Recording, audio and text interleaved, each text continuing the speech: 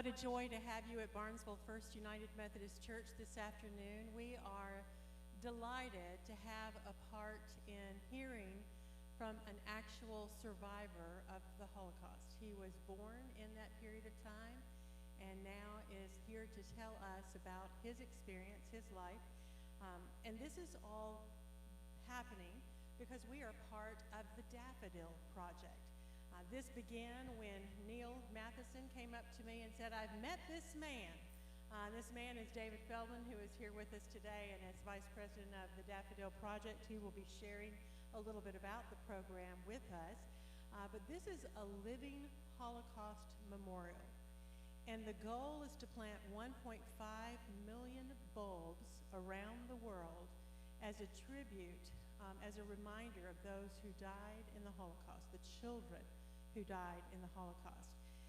We are going to begin the program up here as we hear his story, and then we're going to move downstairs, back down the elevator and the stairs. If we go by the elevator, it'll take about 6 or 7 loads, but if you're able to take the stairs, we'll invite you to go down the stairs.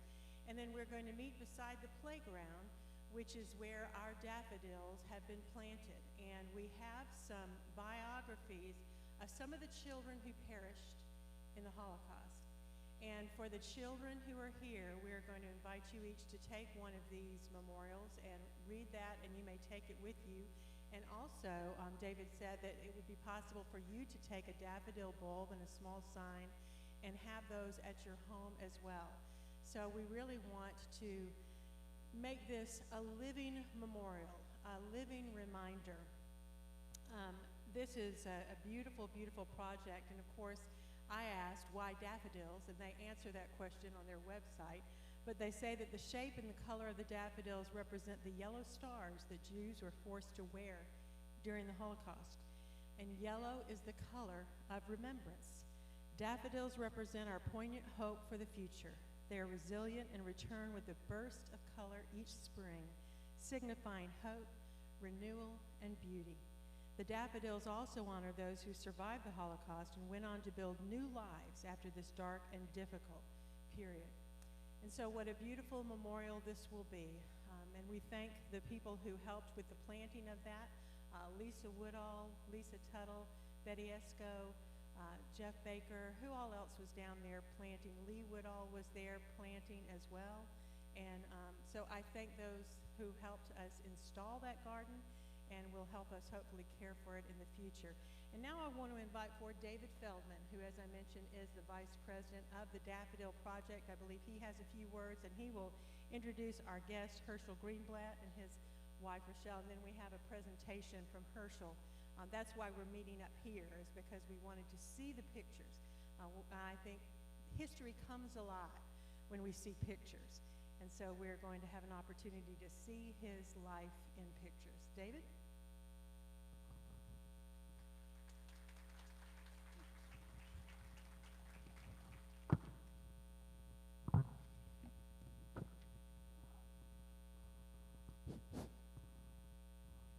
My name is that loud enough?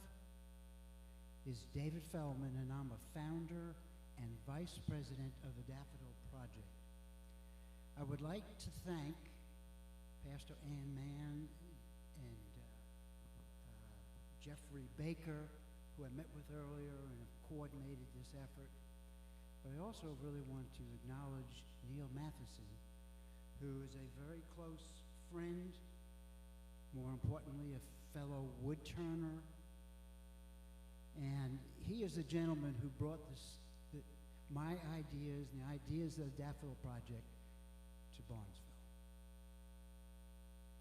I've been involved with hundreds of plantings over the past dozen years, and each one is so special through the efforts of people like yourselves who have helped with this planting and continue engaging people in planting and better understanding the messages of the Holocaust.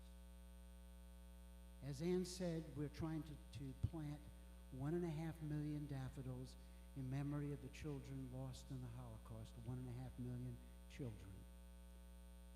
The Daffodil Project started in Atlanta in the fall of 2010 with the planting of 1,800 daffodils. To date, we have planted 968,000 daffodils at 565 locations worldwide. Beside planting 220 locations in the state of Georgia, we have planted in 29 other states and 14 other countries, including Poland, Germany, and Canada. This year, we are planting another 170,000 daffodils at new sites and at existing sites, and including this site this year with 500 daffodils.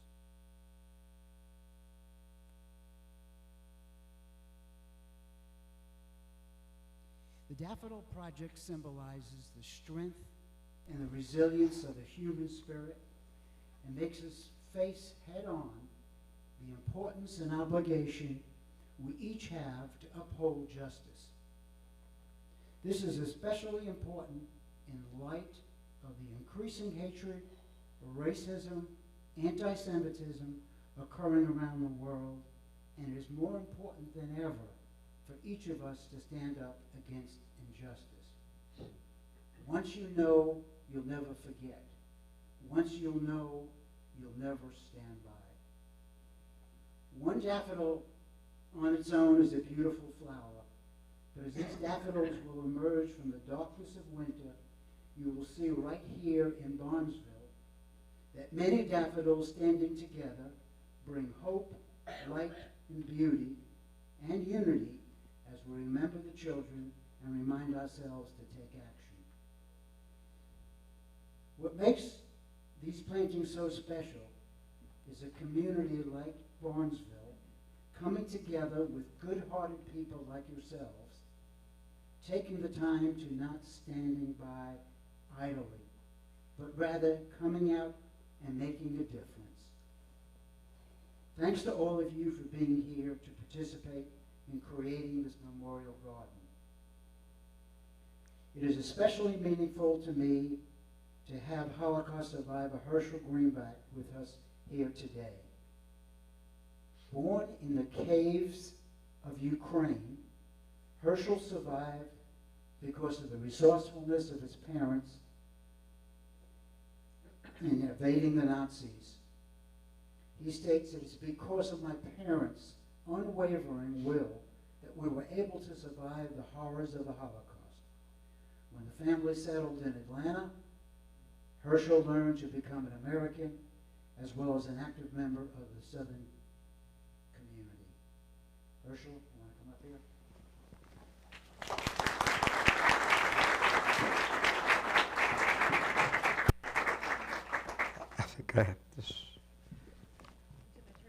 I think I have it on. Can you hear me? Yes. Good.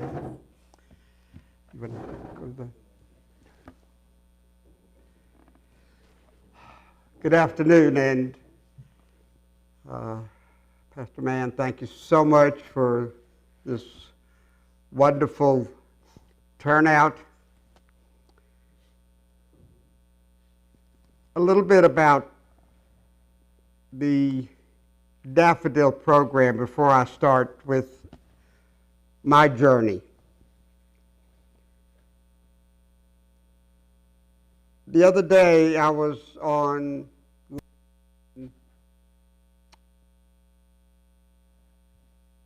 looking at some of the names of the children that perished.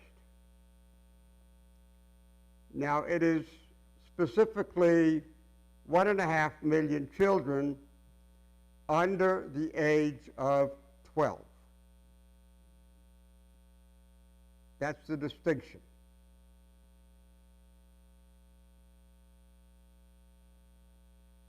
One of the names that I looked at was a 7-year-old. His name was Benjamin. And I studied the name, I looked at it, and he actually lived in a small town called Potenskaya that's about as good as I can pronounce it, in Czechoslovakia at the time. It didn't say how he died. It just said that he was 7 years old. 1.5 million children under the age of 12. And that's what everybody keeps saying. They always keep saying the number 1.5 million. But when you look at a daffodil, just one. Is that Benjamin? What would Benjamin have accomplished? Would he have been a doctor? Would he have been a teacher? A librarian? Anything? Why did Benjamin die in probably one of the most horrific ways you could possibly imagine? Either he was gassed, either he was shot, either he was beaten to death. So, ladies and gentlemen, let's forget that number of 1.5 million, please. And just think of one, Benjamin. Just one. And when you think about the life that was snuffed out because of hatred, because of total inhumanity of man to man. So that is why David and I and thousands of people that have already planted, this year will probably go over the millionth. When these daffodils bloom again, that life will come to life again. This is what we have to remember about these daffodils.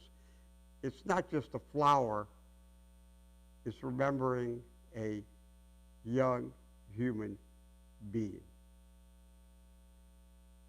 And now, for the next few minutes, I will take you on a journey.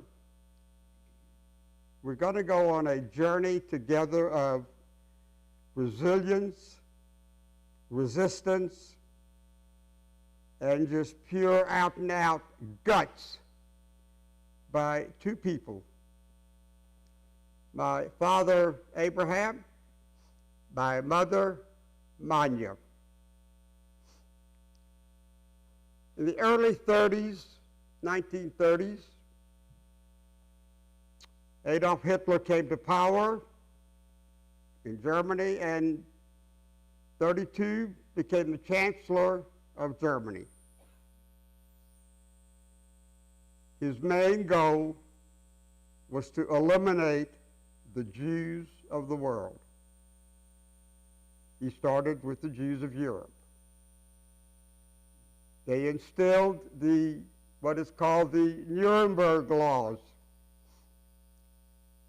totally taken away all rights of the Jewish people, taken away their homes, all of their properties, their businesses, their access to education, their access to a park, their access to buying groceries, making them wear the star, depending on how Jewish you were, is what star you wore.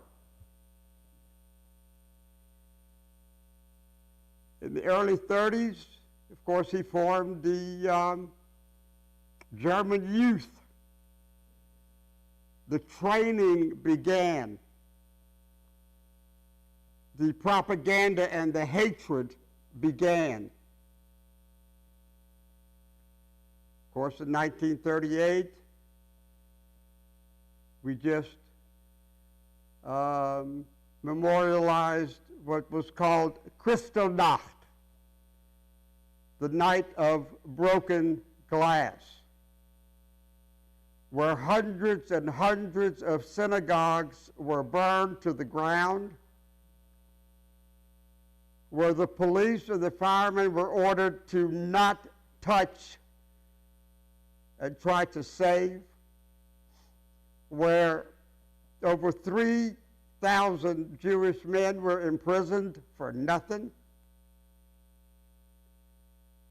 The Jews were made to pay for the cleanup. They were charged 1.5 million Deutschmarks, and in today's money, that's over $1 billion. In other words, we had to pay for what they destroyed. Now, for all intents and purposes, my journey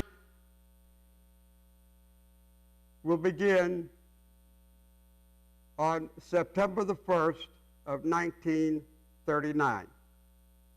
Now, earlier that summer, Adolf Hitler, Chancellor of Germany, Neville Chamberlain, the Prime Minister of England, met, and Hitler's demand was the Sudetenland, a small country that they had just overrun, but it was very important to the reorganization of Germany after World War I.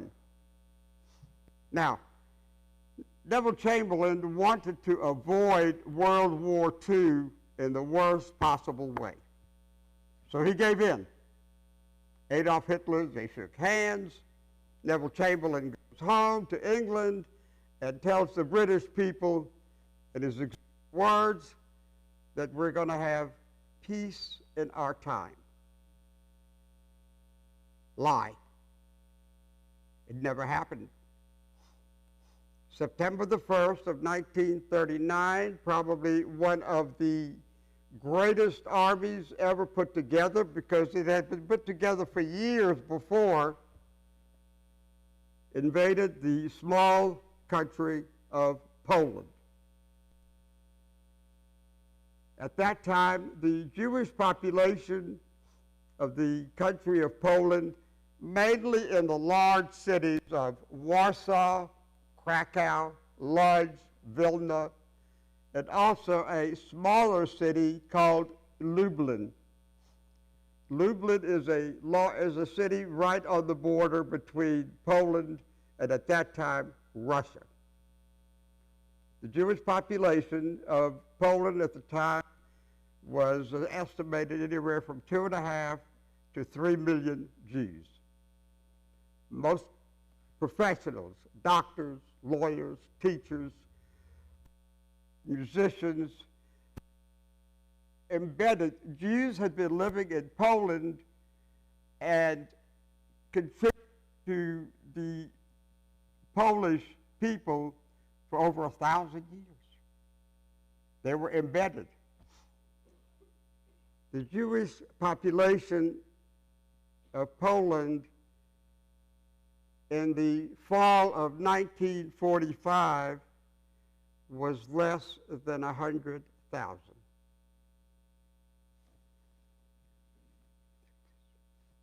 Now, this is what Russia looked like at the time. Now it's Ukraine. And what I would like for you to do when you look at the map, I want you to separate this particular part of Russia from north to south into 4 specific areas, and we'll do it A, B, C, and D, and in a few minutes I'll explain.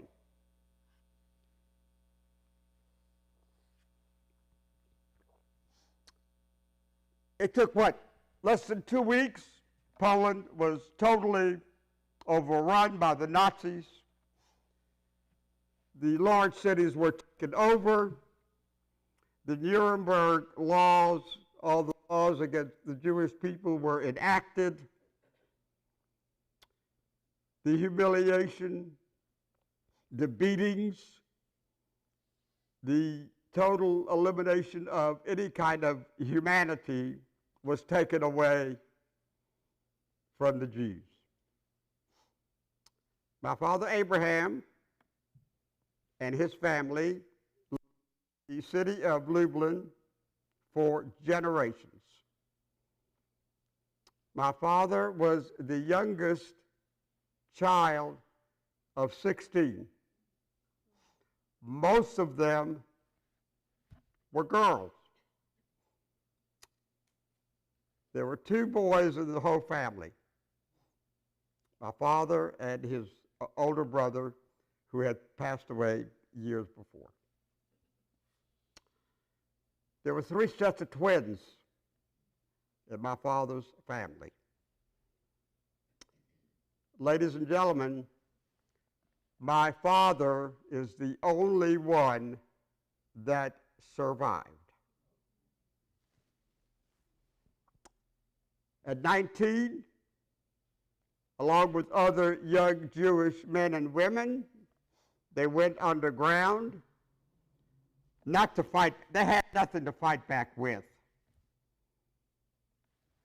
They had no guns or anything. You know, what they tried to fight back with was humanity.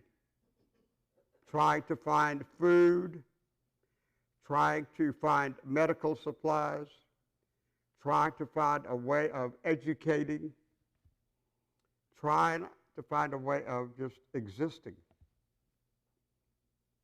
But 2 or 3 months later, in late November, one day my father finds out that he is being hunted by the SS in the city of Lublin.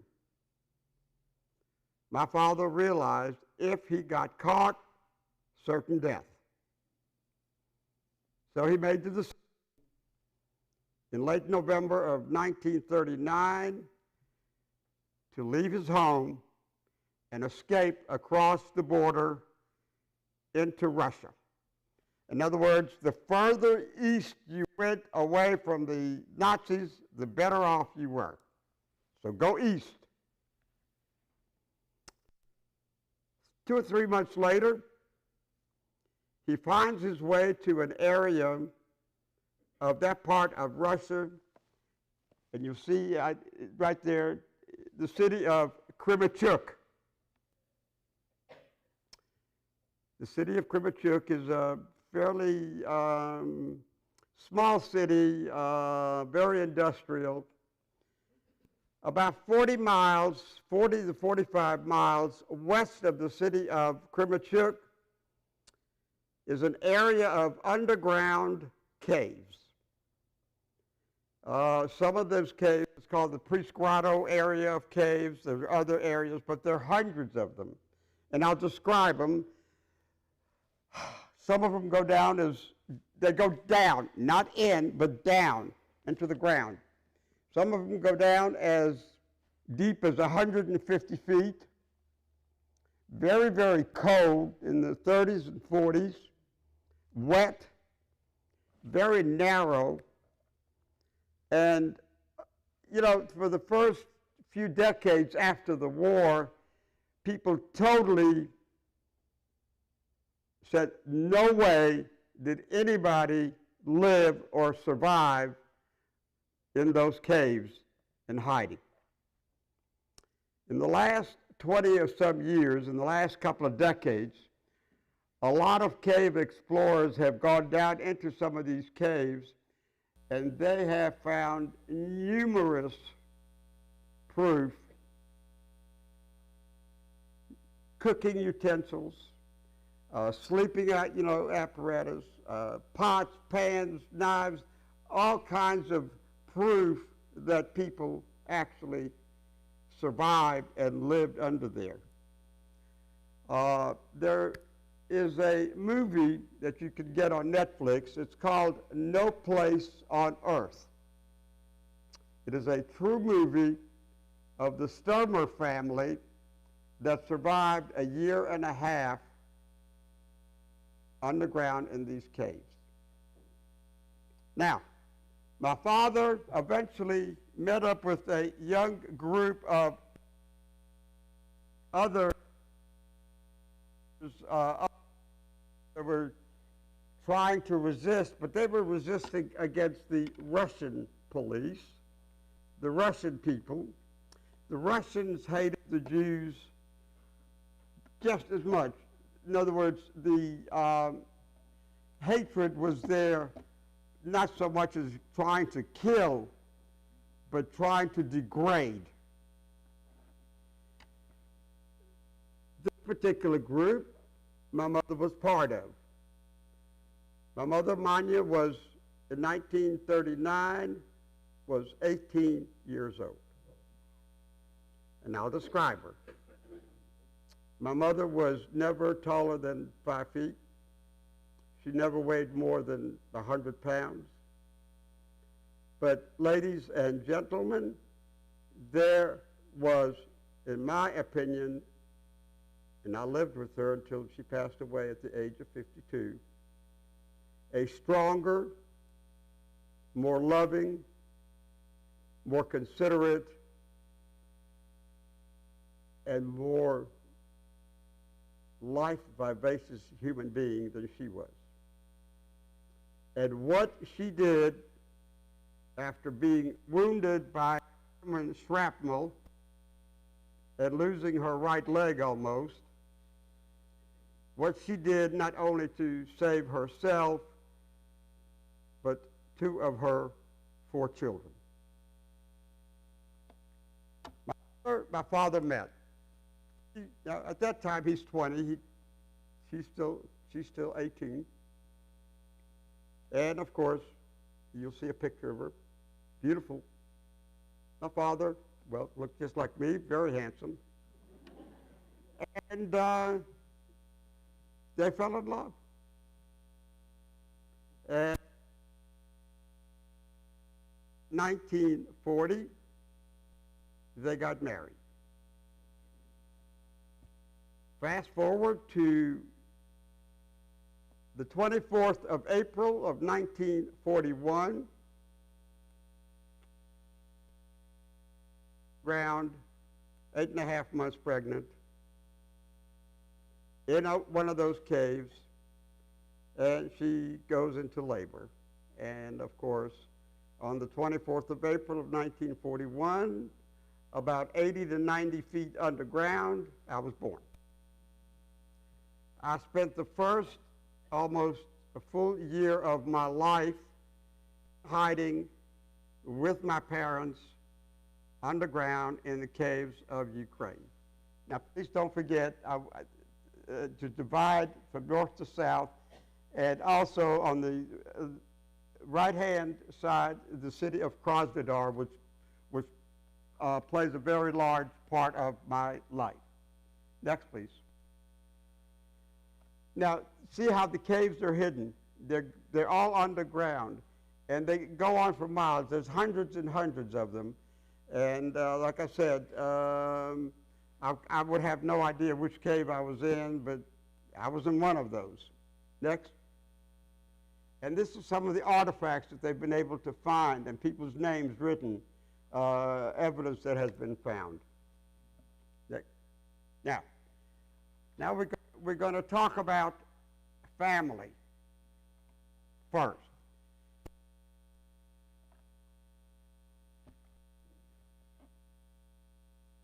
Both my parents fighting against hatred and against all kinds, just out and out, unbelievable mistreatment of human beings. We'll fast forward to about 2.5 months after I was born, June the 22nd, 1941. What happened? It was called Operation Barbarossa. The German invasion of Russia, Hitler's biggest mistake. Now, at that time, and Russia were allies. They had a non-aggression pact. Hitler didn't care. He wanted to invade Russia. What One afternoon in late September, early October of 1941, I was just 4 or 5 months old. My mother and my father were out for food, out for supplies to try to find food, medical supplies, and unfortunately came upon a small group of German soldiers and Russian soldiers, and there was a small battle, a small fight involved between these two small groups of soldiers. There was 4 or 5 of them there together, and they were hiding behind some foliage, some rocks, they wanted nothing to do with what was going on. They wanted to be, unfortunately, vehicle, a Jeep or something, up, and shrapnel was flying all over the place. About a 8 to 10 inch piece of shrapnel hit my mother in the upper right below the hip. She had a cut on her leg of approximately 8 to 10, 12 inches. She was going to bleed to death. Now, my father wanted to save his wife. All he could get a hold of was a horse-drawn cart or carriage of some sort. And by the way, this journey is coming from my mother. She is the one that gave it to me, that told me. My father never, ever talked to me about it. Never. Now, he did to other people, but he would never talk to his children about what happened. My mother did. She's bleeding to death. The nearest hospital is about 45 miles away. He has a horse-drawn cart, but he also has a small child hiding in a cave a few miles away. The decision, of course, the decision he made was to leave me, hoping that when they came back, I would still be alive. He got my mother on that horse-drawn cart and actually got her to the hospital in time. 3.5 weeks later, on crutches and bandaged very heavily, my mother and my father came back to where I was. Well, what could they possibly do to help? She's wounded. He has a small child, a wife that's incapacitated for the most part. My father decided, because we weren't going to be any help to anybody, we were going to be more of a hindrance, so my father decided that we were going to leave. Again, further east. We packed up, destroyed all of our Jewish identification. Ladies and gentlemen, to be honest with you, I didn't know that I was Jewish until I was about 6 years old. And we left. My father knew of an area in southeast of where Kumachuk, this town called Krasnodar. It took us about 4 weeks to travel 250, 300 miles. And we get to that area, and there are also about 20, 21 other Jewish families already there in hiding, about 200 people. My mother had a journal. She had all these numbers written down. We get there, and fortunately, my mother was able to find a wonderful non-Jewish family that had a farm. Now, we were hiding with others, but she offered to help and clean the house, cook for them, and do whatever if we were allowed to be safe in their basement, to be warm. Whether they knew we were Jewish or not, I don't know. And my mother didn't kind of say anything about that. Okay, now, my father, very resilient gentleman, and, you know, he was, he took a job with the Russian army in the camp, in the bakery of one of their training camps. And that's where we're going to pause our journey, and we're going to talk about a family. We were fine. We were in hiding. Now, let's go back to Poland. The Nuremberg laws, that was the first phase. What did Hitler say to the rest of the world? Take these Jews off my hands. The rest of the world said no. The United States said no. Everybody said no. Hitler said, well, if I can't get rid of them that way, what I'm going to do is gather them out of their homes completely, take everything away from them, and I'm going to put them into ghettos. They would take a small part of a city, Warsaw, Lodz, all the large cities, surround a part of it with barbed wire, dogs, guards, and they would cram 10, 15 people maybe in a 8 by 10, 10 by 12 room in a building that should have been condemned. I'll give you a little bit of a scenario. You're a young 12-year-old girl. If you're lucky, you're there with your parents, or your mother or your father. A lot of times they would separate families.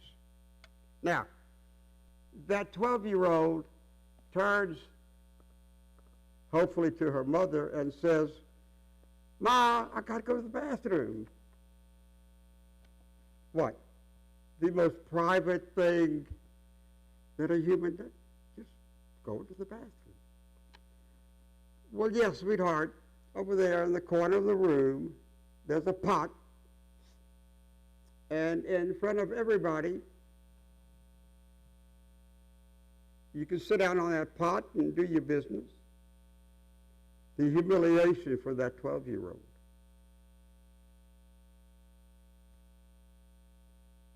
Maybe once or twice a month, that pot would be emptied. If the pot got full, they just put it aside and put it in another pot. Can you imagine the stench? Can you imagine the lice, the rats, the roaches, the unsanitary conditions of how people lived? But that wasn't the worst of it. Can you imagine getting a small little piece of bread once or twice a week? See, the worst thing you can do to a human being is starvation. And that's what the Nazis wanted to do. They wanted to starve the Jews in these ghettos. My father's family were taken to the Lublin ghetto.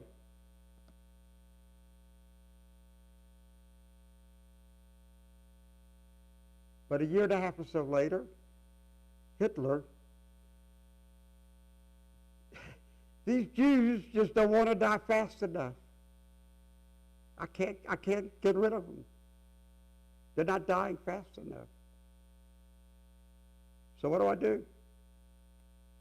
Well, he got a hold of Adolf Eichmann, and what he did was order him to this is in Russia, was to figure out a way to start murdering the Jews of Russia. You had the Jews in the ghettos, but what happened to the Jews of Russia? 3,500 to 4,000 soldiers were brought together. I don't really want to call them soldiers. They were more drunkards, thieves.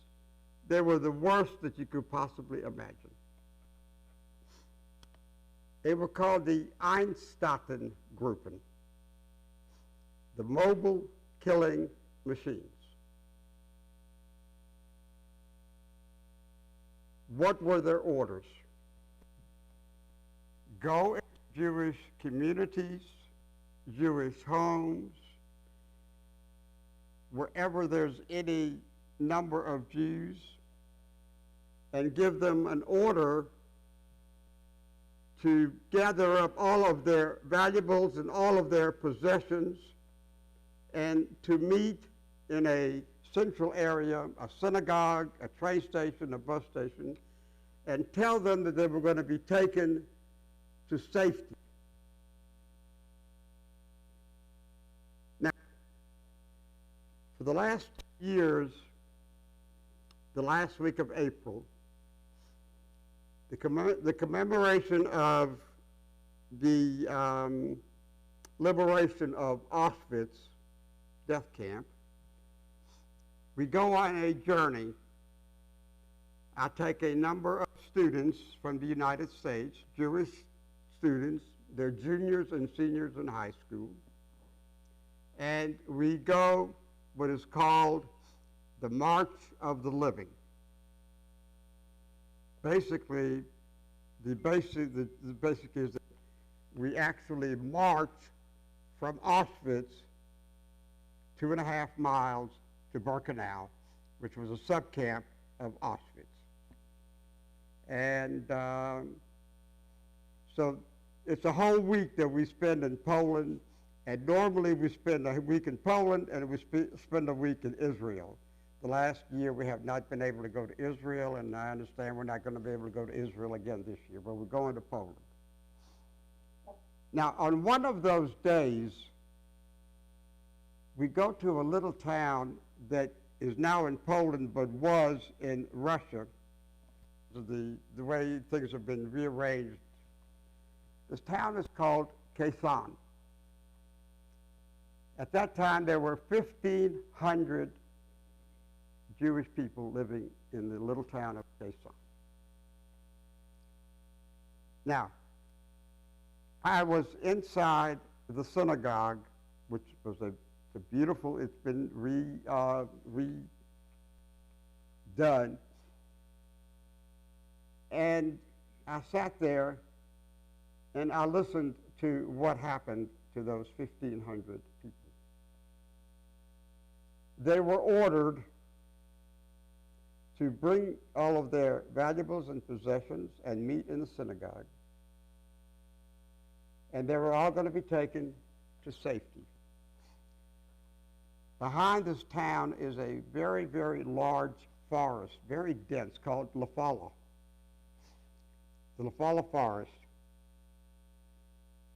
As we sat there, and then we were taken into the forest. We marched, me and these students, we marched about 2 miles into the forest, and there's an opening, and I see a large mound. It's about 30 yards long. It's about 10 yards wide, and it's about 4 or 5 feet high, surrounded by an iron fence. Under that mound are the bodies of 1,500 human beings. In other words, they were marched into this forest. They were told, first thing, get undressed. The women's hair was shaved. If you had any gold fillings in your mouth, they were pulled out without any anesthesia. They had mounds and mounds of gold filling, women's hair. And then they had already dug this ditch, which was about 8 to 10 feet deep. And they ordered the men to line up in front of the ditch naked. See, once you eliminate the men, there is no one to try to save the women and children.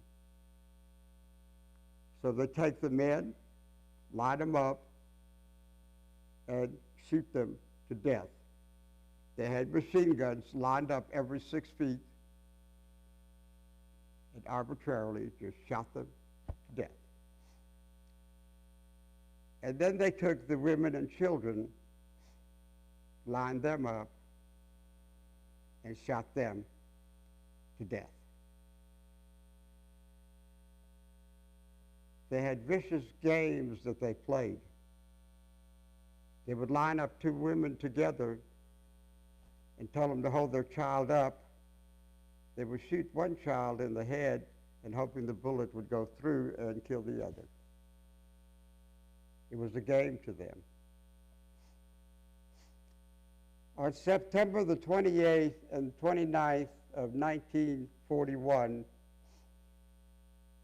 in a town called Babanyar, 36,000 human beings were shot to death in a 48-hour period. Ladies and gentlemen, what crime did these people commit? They were Jews. It's the only crime they committed.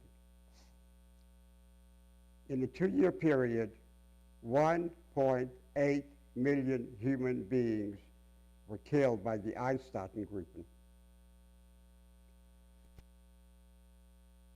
My mother's parents, so this is a picture of them sometimes after they got married. Any of my grandparents, any of my aunts, any of my uncles. Next picture, please.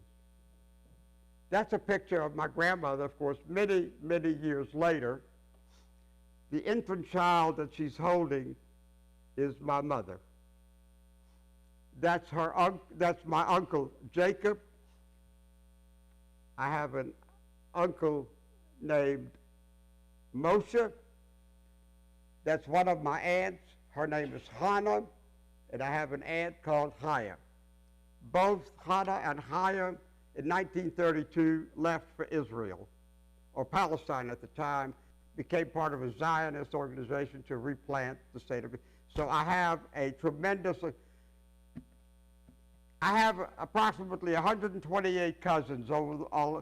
Every one of them lives in Israel. I have no relatives anywhere else in the country.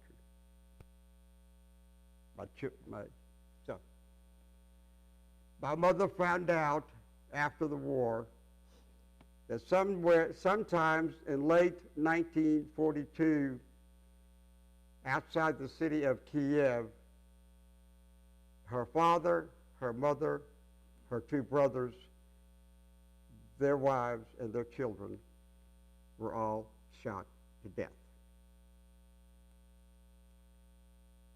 That's what happened to my mother's family. Next. That's a picture of my father's family. That's my father in the upper right-hand corner. My grandparents right in front of him. His sisters, brother-in-laws. What happened? Well, let's go back to that ghetto that I was talking about. Hitler still was very impatient. Why are these Jews in these ghettos not dying or starving fast enough?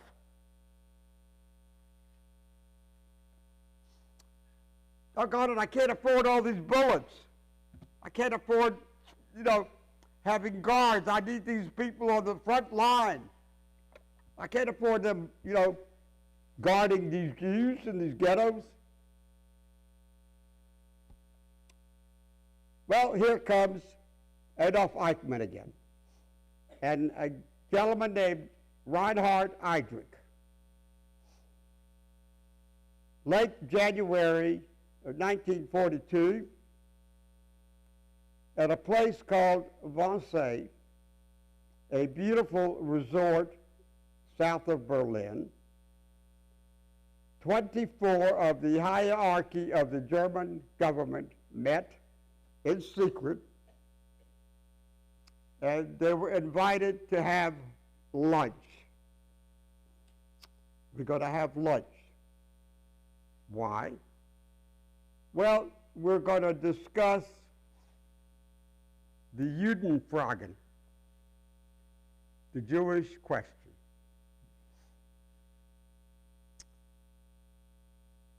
Well, what did they come up with? They came up with what is called the final solution. Adolf Eichmann had a list of where every Jew in Europe lived, to the nth degree. 11 million Jews at that time lived in Europe. He wanted to eliminate every one of them. How were they going to do it? The death camps. Now, there were hundreds of them all over Europe, but I'm going to discuss only 4 of them with you. They're called the Reinhardt camps, and they are all within a mile and a half of the city of Lublin, Poland. One of them is called Belzec. One of them is called Sobibor. One of them is called Treblinka. One of them is called Majdanek. Majdanek, oh, by the way, I went to, Belzec is no longer there. It's just a sign. Now, what they did is they would go into the ghettos. They went into the, we'll talk about just the Lublin ghetto, and they said, y'all have been cooped up in this ghetto, being starved for almost 2 years, hadn't had a shower, decent food, terrible living conditions. Tell you what, we're going to take you out of here. We're going to take you to a camp. We're going to let you take a shower. We're going to give you food, and you're going to work, and your life is going to be, we're going to get you away from all this. We don't want you to suffer anymore. Women and children were taken because they really couldn't do any work or anything. They weren't of any use to them. Women and children were taken to Belzec. Belzec was opened from February of 1943 till October of 1943, about 8 months. In that 8 months, 480,000 women, children, and elderly were gassed and their bodies burned. If you were taken to Belzec, you were dead within 45 minutes. Now, there's also a gas chamber at Majdanek. Majdanek is a mile outside the city of Lublin. You can see the skyline.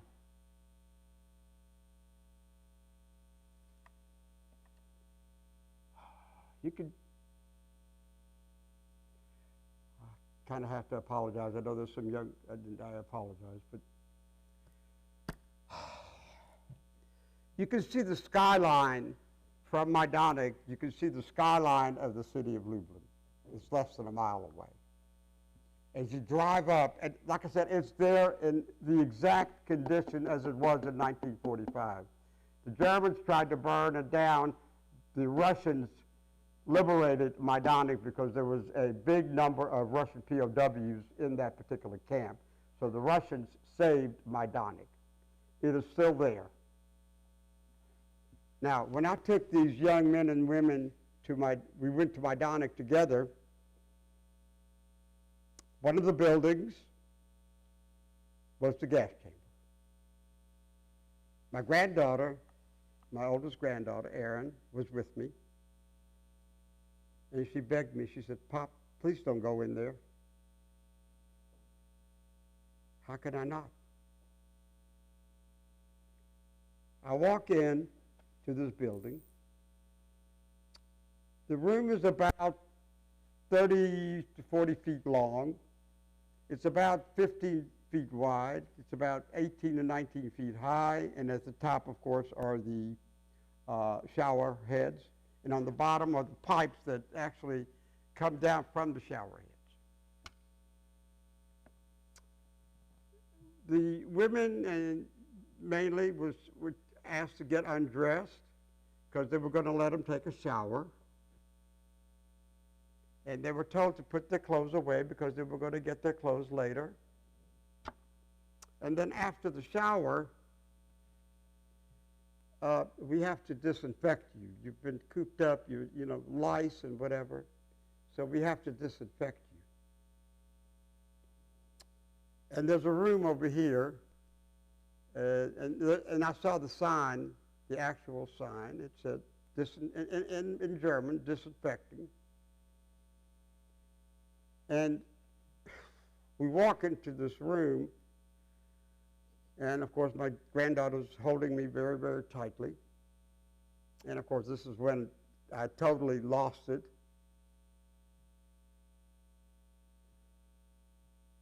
And what they did is they crammed these people in there so tight that they could barely breathe.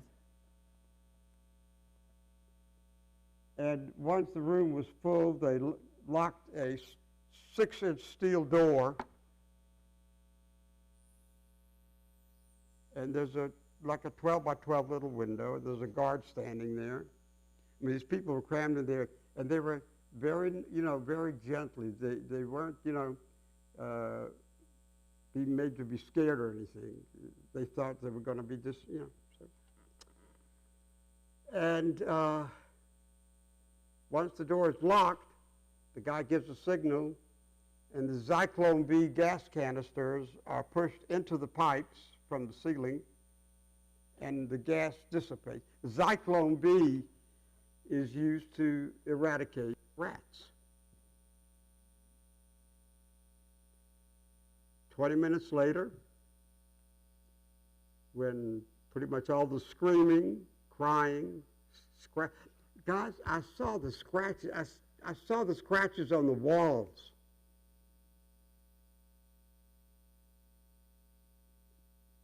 And then they open the door. Everybody's dead. And they take the bodies and put them on. They have a conveyor belt, and the conveyor belts to the next building. There are 4 big ovens, and they cram the bodies into those ovens. Again, what crime? That picture, everyone in that picture other than my father were murdered at either Belzec or Majdanek. Now, 2 years ago when I was at Auschwitz, there's a room there called the Room of Books. And on those books are the names of almost 4.5 million human beings. The books are about 5 feet high, and the print is that small. 2 years ago, when I looked at the in the Room of Books, I couldn't find any of my family's name. Last year, and this year, when I went into the Room of Books, there they were. Most of my aunts and uncles at either Belzec or Majdanek. I saw their names, and I saw the year that they were killed. Everybody in that picture, other than my father, is dead. Next, please. Now, this is a picture of one of the set of twins, my father's sisters. If you study the Holocaust and study history, probably the first thing you learn is that number, 6 million. Total of 11 million when you take everybody, gypsies, Romas, homosexuals, everybody that Hitler wanted to get rid of. 6 million. Think about it. If you think about it, it's kind of the population, the inner population now of that city up north a little bit, Atlanta. Can you imagine the city of Atlanta totally annihilated? No, I can't, and I lived through it. Now, when I talk to my students, I tell them, forget about the number 6 million. One. Just remember the number 1. Number 1, 6 million times. What was my aunt's crime? My uncle's crime? They were Jews. That's the only crime they committed. So that's what happened. Let's go back to our journey. We left my mother, my father, and I in the city of Krasnodar. My father working in the bakery of a Russian army camp. In March of 1943, my father made a very, very, very big mistake. He took 2 loaves of bread, hid it under his coat, and he was going to take it home to his family. He got caught. And in March of 1943, without any warning of any kind, my father was imprisoned by the Russians. He was imprisoned from March of 1943 till late September of 1945. My mother had no idea. He never came home. She thought either he was dead, or he abandoned us, whatever. Even worse, though. A month later, in April of 1943, here comes my little sister, Anne. So from April of 1943 to late September of 1945, on one leg, my mother was on her own. But she never left the area. That's the smartest thing that she did. She stayed in hiding with other Jews in the basement of non-Jewish families. My father was released from prison in early September of 1945. And we reunited. The war was over. Hallelujah. Well, not so much for the Jews of Russia. Here comes Stalin, communism, the Iron Curtain. Life for the Jews was not going to be very, very much better. My father and these other 20-some-odd families decided,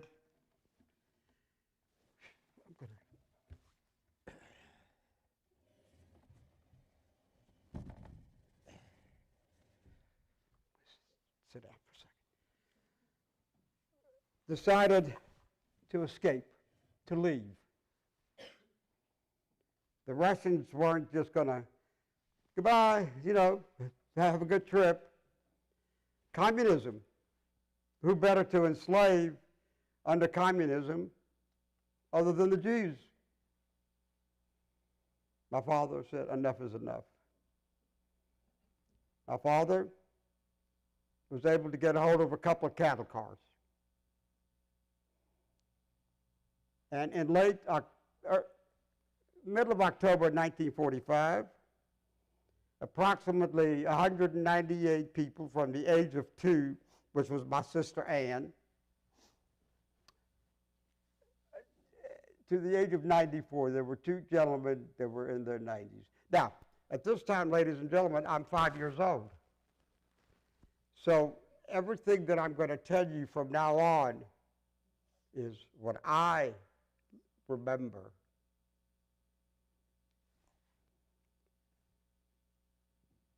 $190-some-odd people climbed into 2 cattle cars for a approximately 1,700 trip across Europe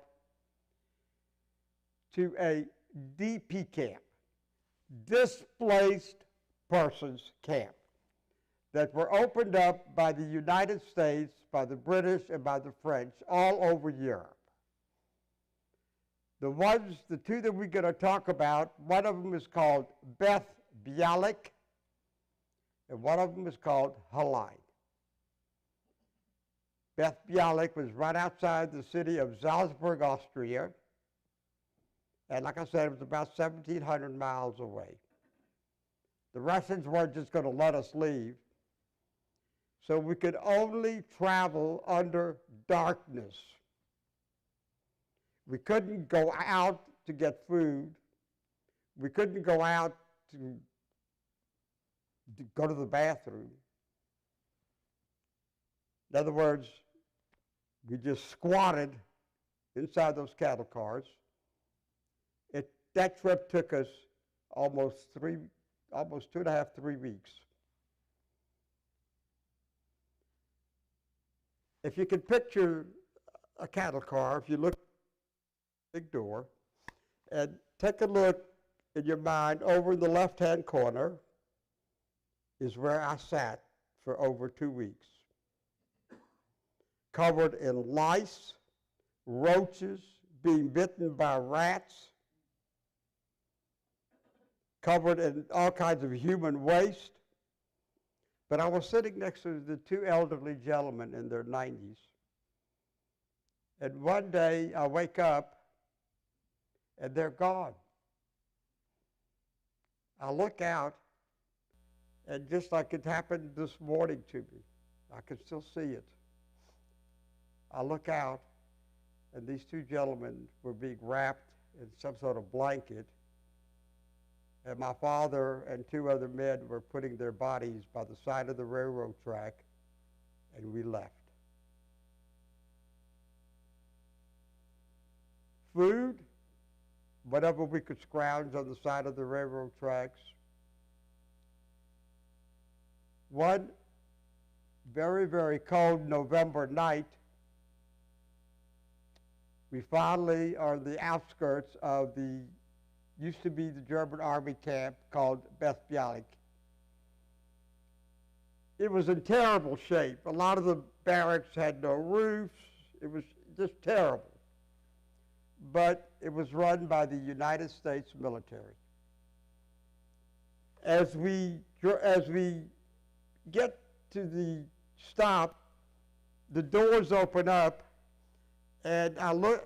My father's holding me very, very tightly. He's carrying me in his arms because, ladies and gentlemen, at 5 years old, I weighed approximately 18 to 19 pounds, covered in all kinds of human waste, being bitten.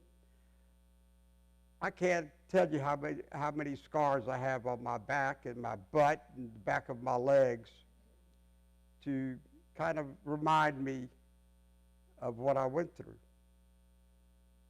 As the doors open up, there's the army, the military, a lot of soldiers.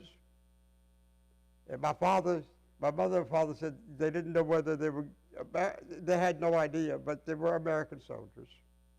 Oh, by the way, if there's anybody in this room that is a veteran, thank you. That's all I can say. If it hadn't have been for the United States, specifically for the United States military after the war, that number of 6 million would have been extremely, extremely higher. I would invite you to study post-war and look up what is called the last million, the ones that survived. The births, the deaths, the weddings, the rebirth of people. My father hands me to one of the nurses, and she looks at this is what my mother says, she looked at my father and she kind of just shook her head. I was pretty much unable to eat. I still have problems with my GI system, a lot of problems. But they saved me. They brought me back to life. Next.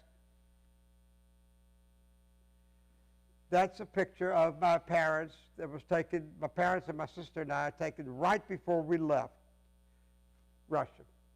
My sister Ann, my mother, my father, and you can see, look at him, he didn't weigh 100 pounds after he got out of prison. And of course, me. Next. Now, we're in the DP camp for a year and a half. After a year and a half, look at me. I'm a human being again, thanks to the American Army doctors, Army nurses, and the general military. What they did to save thousands and thousands and thousands of human beings is unbelievable. So, we're in the first camp. Oh, by the way, look, my mother's holding a child. That's Ethel. That's my little sister Ethel, who was born in the DP camp, along with thousands of others. There were so many births, so many weddings. There were people that would meet one day and get married the next day because they had lost their significant others. If they met, the weddings were, but on the other side of the camp were the funerals of people that couldn't make it. So, we're finally okay. Then they transfer us to another camp. It's about 15 miles away. This camp was called Hershel. The Hershel was, during the war, was the headquarters of the SS in Austria. The barracks were pretty much intact. The rooms were refurbished. They had a window, they had a door. In Beth Bialik, we slept on mud floors, separated by blankets. Rats, it was terrible. But I was pretty much, for the year and a half, I was in a hospital. My father and my mother were unbelievable conditions. So we get to Hershel. Well, Hershel is pretty nice. We had our own room. We had a window. We had a door. But what didn't we have? We didn't have a knife. We didn't have a fork. Didn't have a bowl to put soup in. We didn't have the necessities of humanity, of being human. You could go into Salzburg and buy it. But you got to have money. My father didn't have any money. So what did he do? Well, when we got to Hershel, my father decided to form an underground black market group. About 8 or 9 men. And basically what they did is they bartered and bought and sometimes stole. They did what they had to do. I'm not going to sugarcoat it. cigarettes, jewelry, canned goods, sugars, whatever was in short supply.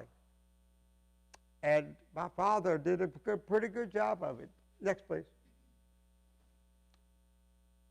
That's some of the men that my father worked with.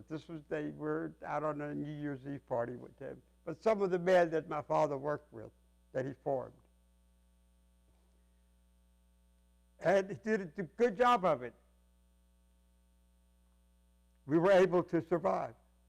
Next. Now, this picture is the actual room that we lived in. If you see how clean it is, and look at all that good German pastries. This is my 7th birthday party, I believe. And you see all these young men on the left? They're orphans. So not only did my mother take care of her 3 children, she took care of others who didn't have their parents who perished. In the middle of the night, I remember just looking up, and she was sitting in a chair looking out over us. We all slept on the floor. We didn't have beds. So my mother not only took care of her children, but she took care, just like other Jewish mothers did in the camp. So our life was good. Nope, it wasn't. Yes, we had food. We were able to live in peace. But we were in a DP camp. We were in a displaced persons camp. What was our hope? Of course, our hope was the state of Israel. There was no state of Israel. The War of Independence in 1948, the British blockades, we were not allowed. We were told if you wanted to go to Israel, you're going to sit in this camp for another 10 years probably. So my mother made a decision. We were eligible. We had eligibility, the specific immigration eligibility to sign up to go to the United States. My mother signed up in very late 1946. Fast forward to October 1950. That's me on the left. Hey, my father, he knew how to make money. He was able to buy me look at that good-looking suit I got wearing. On my way to Rosh Hashanah services, Jewish New Year. And you don't see any German soldiers behind me beating me to death. I'm standing in front of the barrack that I lived in. On the right, every Jewish kid has got to go to Hebrew school. What I'm wearing is called a talit katan. It is a Jewish garment representing the 613 commandments in the Torah. Of course, the first 10 being the 10 commandments. So, a Jewish kid. So I had to wear it in order to go to Hebrew school, to go to, to the rabbi's class. So I would run in the summertime barefoot, put on my talit katan, and run to the. But nobody's trying to kill me. Next. Now, like I said, November 16, 1950. That is the USS General Blau. She was at Normandy. This is a United States Army transport. On November 1950, almost 6 years after we got there, we are on our way to the United States. I'm almost 8. About 10 days later, the day before Thanksgiving, 1950, November the 25th, 1950. I am almost a little over 8 years old. My father comes down below deck to where I was sound asleep,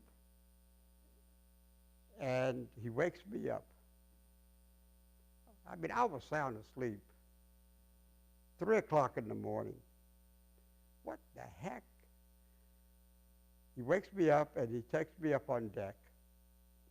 I get up on deck, and what do I see? Well, everybody on the ship is up there, dancing, laughing, crying, singing, jubilation all over the place.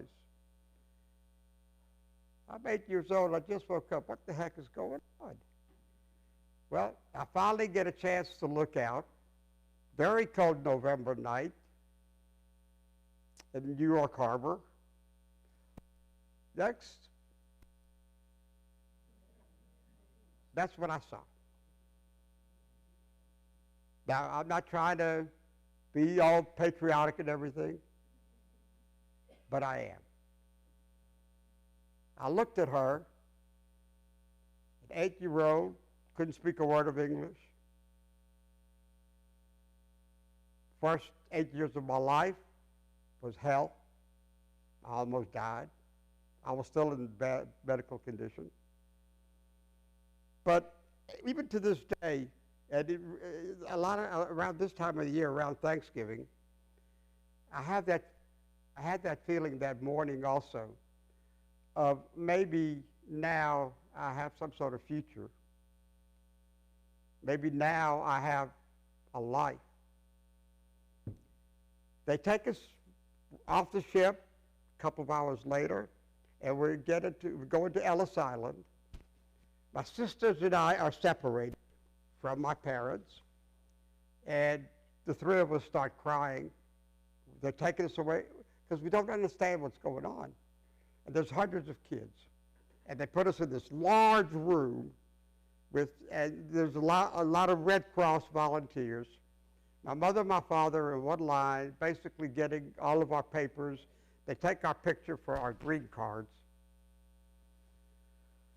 And so my sisters and I are sitting there, and finally we calmed down a little bit. And as we calmed down, a bunch of Red Cross volunteers come into, this is like it happened to me yesterday. And I'm sitting there, and these Red Cross volunteers are coming toward me, and they're carrying these large trays. And they finally get to us. Ladies and gentlemen, the most wonderful possible thing you could imagine. Donuts. Good old American Krispy Kreme, type donuts. Hot. And they give us donuts. And they give me a little carton of milk, like you do when you're in grade school. And I finished my milk. Oh, I love milk. And I had the nerve, I had the audacity of asking for a second carton of milk. And that volunteer actually gave it to me. What an idea. And they also gave me a box, about that big, Red Cross insignia on either side. And I noticed all the other kids were getting boxes, and we were at the last table. And so I look out, and these kids are getting all kinds of, these were gifts that were packaged by the 6th graders of the United States. That was their thing. And I looked out, and everybody was getting toys. I'm 8 years old, boy, I'm getting a toy, wow. Guess what? Not a daggone toy in the box. Let me tell you what was in my box. A white washcloth, a bar of Lifebuoy soap. Y'all remember Lifebuoy soap. A tube of Colgate toothpaste, a red toothbrush, and a roll of 5 flavor Lifesavers. That was my wonderful gift from children of the United States. Now, they didn't let us hang around very long. After all the paperwork, we're on the train that night. We're heading for, I had no idea where we were going. We're on a train, cold November night. About 8 hours later, it was early in the morning, and the conductor comes over and he wakes us up. I mean, he knew we weren't from around here. He wakes us up and he tells us we have to, come on, you got to get off, you got to get off. You know, we follow orders very, very well. So here are the 5 of us, and we're parked in Union Station in Washington, D.C. Picture. None of us speak English. We're dressed in a lot of our German, you know. We were a ratty-looking group. Walks over. He's on his way home for Thanksgiving. This young Marine walks over to us. My father hands him our papers, and he looks at our papers and he figures out where we're going. And he walks us over to the train. And he escorts us, my little sisters and I, on the train. And then he goes in his pocket and he takes out a 50-cent piece, a Franklin 50-cent piece, 1949 Franklin 50-cent piece. And he hands it to me. Now, I'm 8 years old. You would have think by now I would have spent it.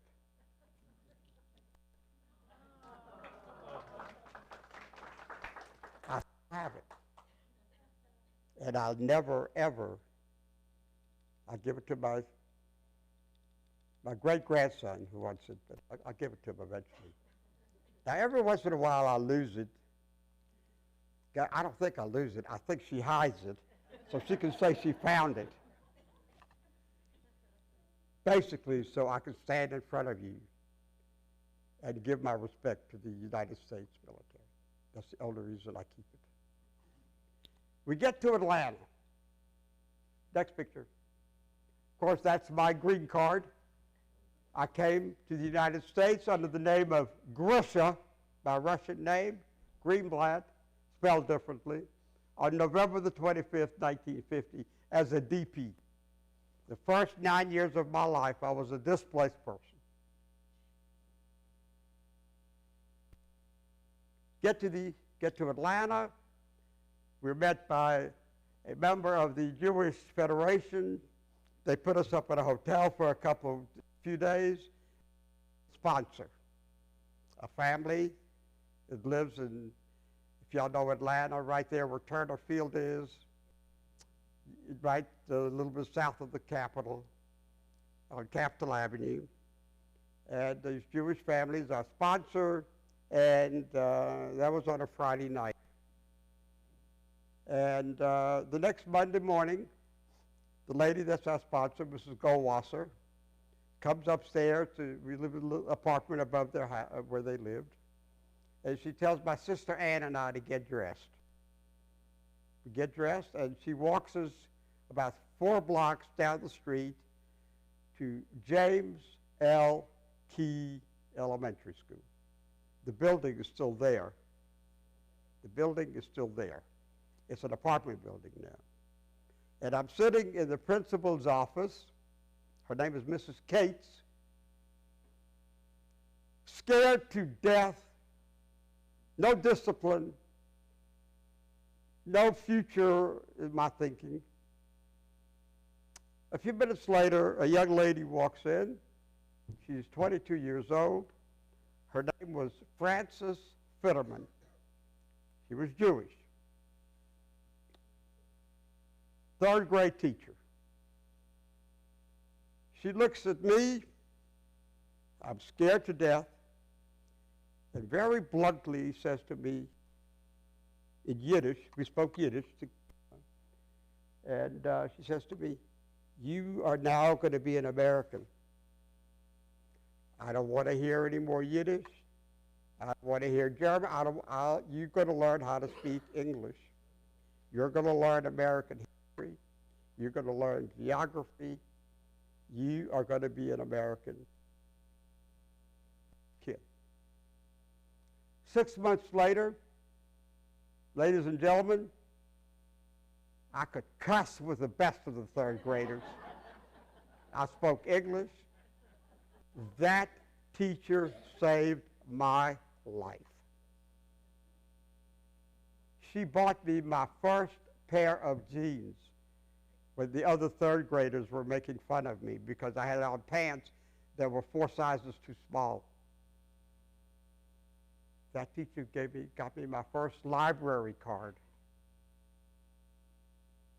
That teacher saved my life. Next.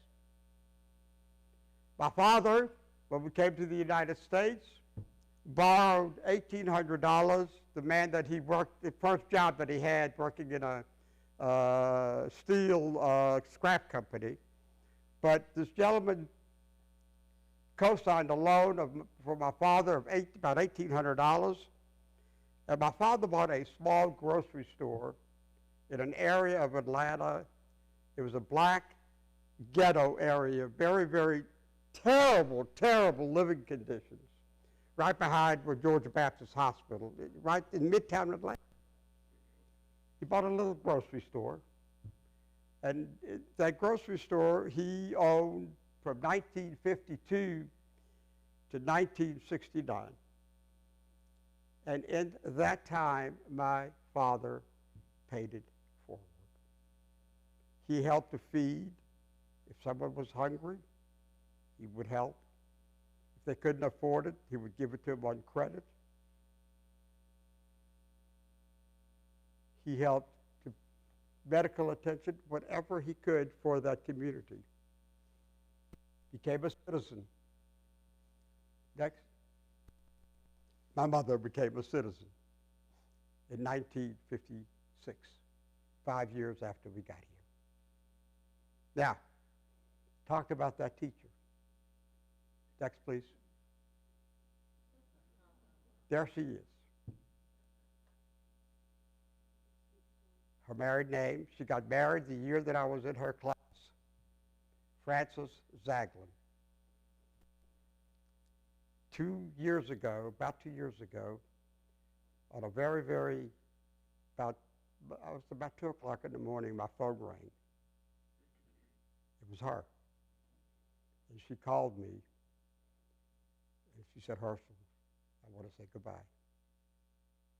The next morning, her daughter, Ellen, called me. She had passed away about 5:30 that morning. But she was so loose. I mean,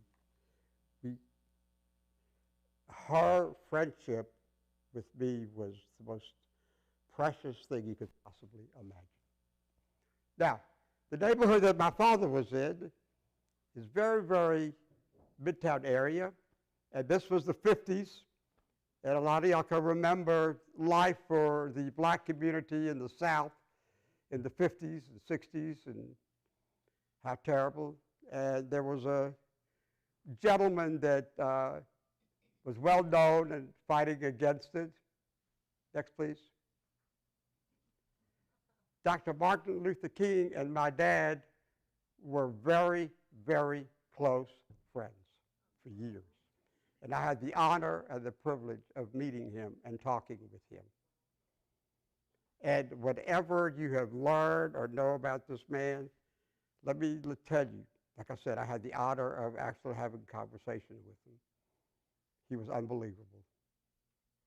Bad temper too, though. So my father and Dr. King were very close friends. I grew up in Atlanta, typical teenager, went to high school, football games, dances, girls, parties. Hey, typical. I don't have an accent. None of my friends in school even knew that I was a survivor because at home I suffered with my parents. I would hear them cry every night. When I got to school, that was my safe haven. So until about 13 years ago, I never said a word to anybody. Next. Now, 1971, that's my family. That's me. I had hair at one time. My beautiful wife, who's been married for over 60 years, next to me. My little brother George was born here in the United States. In front of me, my oldest son Jeff. The two gentlemen in front, Lieutenant Harmon Perlman, Lieutenant Stuart Grossman, both did 2 tours in Vietnam. My sisters married soldiers because they worked very heavily with the USO. So that was my family in 1971. Next. That's my family now. On the left, that's my youngest grandson, Corey, lives in Washington, D.C., works with the United States Senate. Behind him is his brother, Eddie, who is an attorney in Atlanta. In front of Eddie is his wife, Emily, who teaches special education in Gwinnett County. And in front of her, of course, is my beautiful great-grandson, Eli. Next to Emily is my oldest granddaughter, Erin, who works for the Jewish Welfare Federation of the city of Charleston, South Carolina. Next to her is her husband, Stephen. Of course, me. In front of me is my youngest granddaughter, Hannah, who is vice president of one of the largest event companies in the city of Atlanta. But of course, behind her is me, my youngest son, Jacob, my wife, my daughter-in-law, Karen, who just retired from teaching 35 years in Gwinnett County, and my son and his partner there. That's my family now. So, at 2 o'clock this afternoon, David came and picked me up.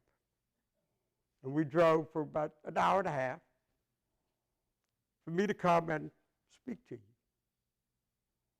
Hey, I could have been watching the Falcons game. I don't know whether they won, I don't know. I could have spent the afternoon with my grandchildren. So why did I come here? I came here to tell you. Now, at this point now I'm talking to students. I'm not talking to adults. I'm talking to students because I talk to thousands of them. I have been to almost every state east of the Mississippi for the last 14 years. It hurts. It hurts. And on the ride home, I will feel it. But I have to.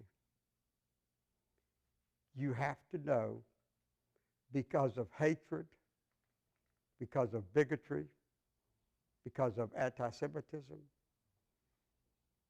just pure out and out hatred. One person was killed 6 million times. One child was killed 1.5 million times. So now I tell my students, I charge them with 3 things. See, I've spent an hour talking to them, and I tell them there are 3 things that they're going to do for me. Number 1, love and respect your parents. Your parents will do for you what my parents did for me. They saved me, and your parents will do the same thing. You as parents, you will do for your children whatever is necessary. Number 2, love and respect your teachers. Your teachers will do whatever they can to make your life better. Give them the love and respect that they deserve. And number 3, probably the most important, is love and respect each other. Don't be a bully. If you see something wrong, say something, do something. Don't be a bystander. The world stood by and watched over 11 million human beings murdered because of how they prayed, how they loved, how they lived.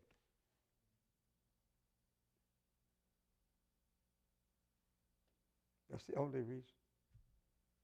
I'm 83. I'm one of the youngest of the survivors. There are many of us that are gone. I have a lot of friends that I've lost in the last. So now, you are going to be my witnesses. You're going to, go home and go have dinner with your families, whatever. And tell them what you heard. They can't deny it because I lived through it. That's the only reason that I do this. And my deepest thanks, Pastor, everybody, for letting me talk to you. And I thank you from the bottom of my heart. Thank you.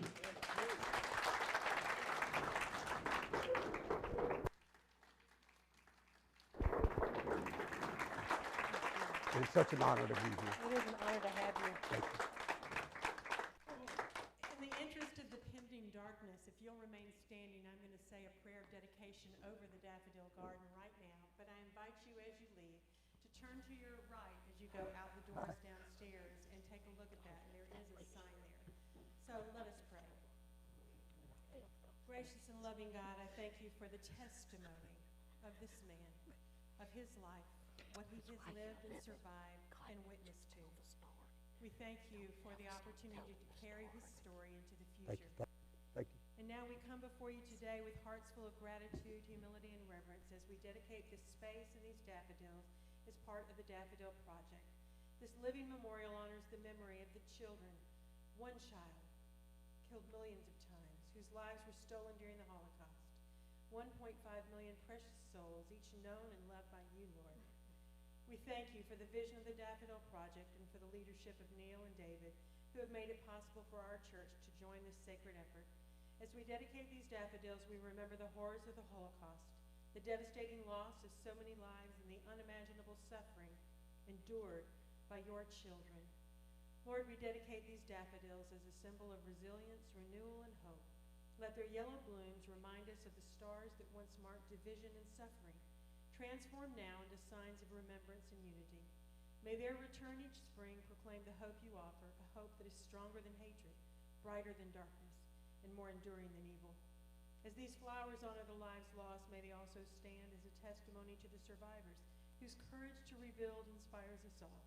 Let this memorial call us to action, that we may never be silent in the face of injustice and suffering. God of all creation, may this sacred planting be a place of reflection and learning. Inspire us to nurture peace in our hearts, in our community, and in our world.